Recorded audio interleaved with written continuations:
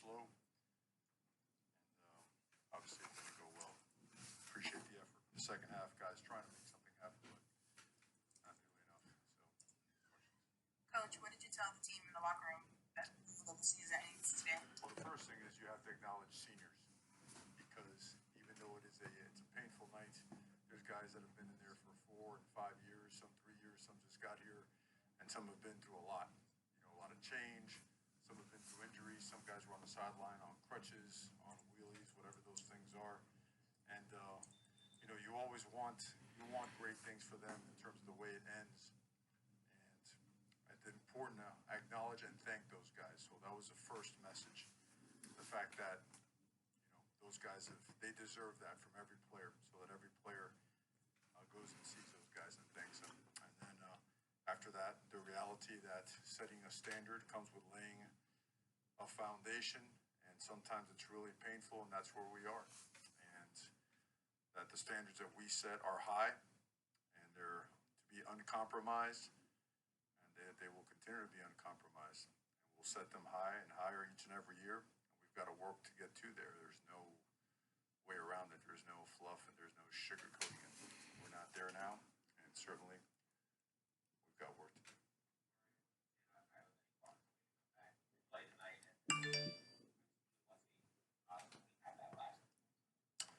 Well, it was very, again, I know it sounds like a broken record, but the last time, he was healthy, he practiced well, he was cleared medically. You check that 10 times over to make sure, but it was something that was really painful for him after he had taken that shot on the interception. And so it was a frustrating, yes, obviously you saw, what a good player he is, and it's been painful not having him for a good part of the season.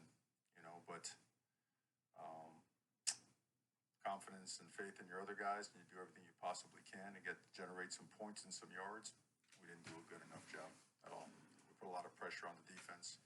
They were busting their butts. So. All right.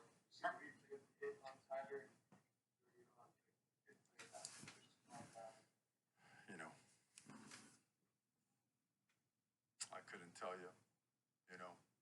We're moving pretty quickly with a sudden change. So I did not get to see it. I saw it live, and it just looked like part of ball, So I don't know. I know that it was critically important to protect him. They're bringing cover zero there. There's going to be somebody free with what we called there, trying to get the ball to the tight end. And so it's a race to get it off and avoid the hit.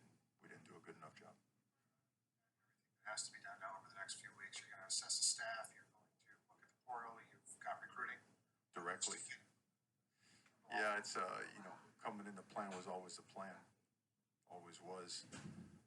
Try to make sure you do everything possible to win every game, right? While you lay a foundation, not compromise anything. And, you know your starting point now. You know where you are at different spots and different positions. The areas that need massive improvement, other ones that showed improvement. From a personnel standpoint, what you need to go get and accessing it whatever way possible, high school, junior college, transfer portal, whatever it may be. Portal's a two-way street, in and out, both. So those are conversations that you always have, and you always are very respectful about, your roster and the moves that need to be made. So the work never stops, and the level of commitment and effort and resiliency that goes with it will be unmatched. Mark, you've talked about your process and how you evaluate players and portal recruiting and all that stuff. But how do you evaluate the staff? Like I have every single year, by what we do and how we do it as it relates to everything. Performance on the field, performance off the field, performance in recruiting. That's how you evaluate your staff. Did you know Google has a phone? Sure, it's beautiful, but it does things. Apologize for that. You heard a little Mario last night after the 42-16 loss to Pitt, season finale. You're hearing a couple things there, like we're going to go back to this in just a moment, so we're going to get back to that now. So here we go. Let's continue, and I'll give you my rest of my thoughts. Do you get this to where you want to be just from recruiting, development, building the culture? Does a season like this you reassess scheme, philosophy, anything like that? You reassess everything in terms of, because I understand the questions and the way they're directed. And, you know, moves are always discussed privately. I don't make the business of our organization as it relates to anything and everything public. It's not respectful. So in terms of us, in terms of what I see it as, I think it's I have a pretty fair idea coming in, you know, and some of it a little bit better, some of it not as good. But that's in terms of assessment, not judgment. I think there's a lot of guys that have tried really, really hard. And then some other areas where we just got to get a whole lot better. You know, our roster certainly has to get deeper. The way that we coach has got to get better. You know, we've had success at the different places we've been at, but didn't translate, you know, in year one over here. Some of that's expected, and some of the other stuff we can do better. So everything is always assessed at the end of the year, and it's done professionally. It's done carefully, meticulously. It's not done shooting from the hip and stuff of that nature. You know, everything is really looked into deep and making sure that we're doing the right thing, the best that we can possibly do by the players in the program. Mario, you use 3 quarterbacks all year. How much more information that you have now on these 3 quarterbacks that will give you more of an idea of what you're going through now that you know what hand you've been dealt with? Well, we use 3 because one got hurt for the majority of 6 games, you know, and we saw that there's a lot of promise in both those guys. I mean, Jake's got tremendous guts, and he made some unbelievable throws tonight, you know, and Jakari, you saw what he could do when we played over at Georgia Tech as well. So you have a lot of film to assess and evaluate. Plus, even more so than that, you watch guys every single day in the locker room and in practice, and you make your assessments and your judgments and your decisions based on that as well. You know, there is you know, that describes it pretty much. Does that make sense? Sorry. Without revealing, I guess, do you have an idea of what Tyler's going to decide? That's a discussion with Tyler, his family, and myself to be respectful of him and his family. Coach, would you have done anything different year one coming to a close? Anything that you think that should have been done better, or how do you evaluate yourself as year one? Well, we didn't accomplish our goal of being in the postseason, so obviously, you know, we didn't live up to our own expectation. You know, it's hard. We've all been in the postseason for the last decade or so as a head coach or as an assistant coach. So in taking on this situation, it's nothing but excitement. And for me, it's nothing but drive and determination going forward. I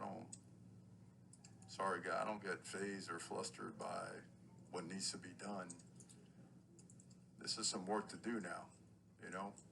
It's important to assess reality. Okay, you see, you're hearing the reality. You know, it's a hard reality check, folks.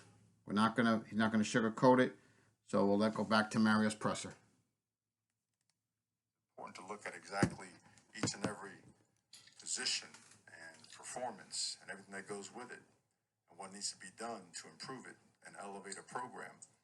That's what rebuilding a program is all about, and this is rebuilding a program. You know, we do not need to kid ourselves and pretend that this program has built. This program has had to be rebuilt. So, whether it be from a recruiting standpoint, schematic standpoint, culture standpoint, toughness standpoint, resiliency standpoint, there's no need to BS ourselves. We ain't gonna do that. We gotta get to work with tough-minded people, talented, tough-minded people. And you know what? That's uncomfortable for some people. And that's all right. So, there's no flinching here. Do you have interviews now with each of the players? And you know, what's that process like? And also, do you have an idea of how many players will be entering the transfer portal? Process is normal every year. We meet with every single player. Remember that the portal, as I mentioned, is a two-way street. Not everybody's asked to return. You know, I understand now from a media standpoint, you guys have to go with what you feel you hear or you feel is what it is. not everybody is asked to return. Mario, what would be your message to recruits, to fans, to anyone about the confidence you have that this can get fulfilled? The reality is that this is what we do and what we're very, very good at. And that the starting point is what it is, and there's some really good foundation blocks that are already set. There's some really good players, a small core of players that are tough, that are talented, and that want to be really great. I thought Cam Kitchen said it best in the locker room as he left, called up everybody and told them how much he loved them, and that, we're going to get it done. And anyone that can't or doesn't want to be a part of that, move fast and get out the way. That's what it takes. That's what it's taken at Miami every single time. Every single time Miami's been rebuilt, or our last couple stops the exact same way. And that's what it's going to take. No fluff, no proclamations, no declarations, no tweets. Just got to get back to work and got to make sure that we continue to develop, fill the roster with the right people, high caliber, tough-minded guys, and make sure that we're doing the right things as coaches. We got to take it together. You can't just put it on its entire as a program, starting with myself. That's what leaders are supposed to do. Own it, eat it, grow from it, and go get better. Miami will be a championship program. And you heard that comment last night from Mario Cristobal after the 42-16 season-ending loss to Pitt. I'm going to give you my thoughts on last night's game. It seemed to me that I say quit in the first half or checked out, because he basically checked out last night. These guys did not want to be here, except for a few guys, as Mario mentioned in the presser, Cam Kitchen specifically. But the reality is we allowed 504 yards total offense and 248 yards rushing last night. Izzy had 111 yards, 2 touchdowns. We allowed almost a 200-yard receiving night from Wayne. Tim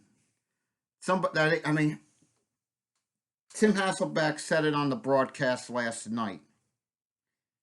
It was a perfectly balanced attack for Pitt,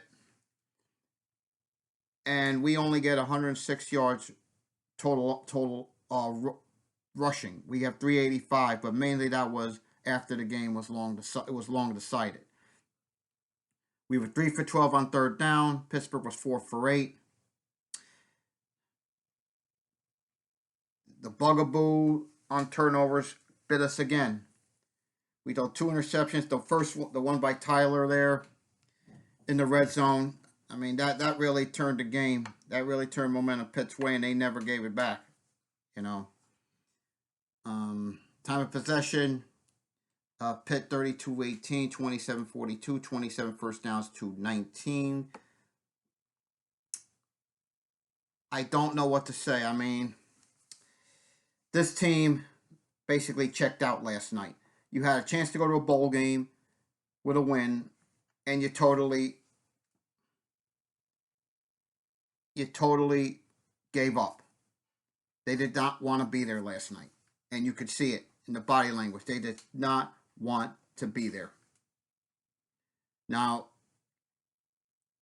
I'll get into who stays, who goes on Tuesday when I do my season in review podcast. But last night was ugly, folks. Like this season, and like someone said to me on a Twitter space last night, the season ended appropriately enough with a sack. That's basically what it was, folks. A sack. Well, I'll have one more season-ending podcast on Tuesday when I drop that, and then put 2022 to bed. So I will see you on Tuesday. Win or lose, go Canes.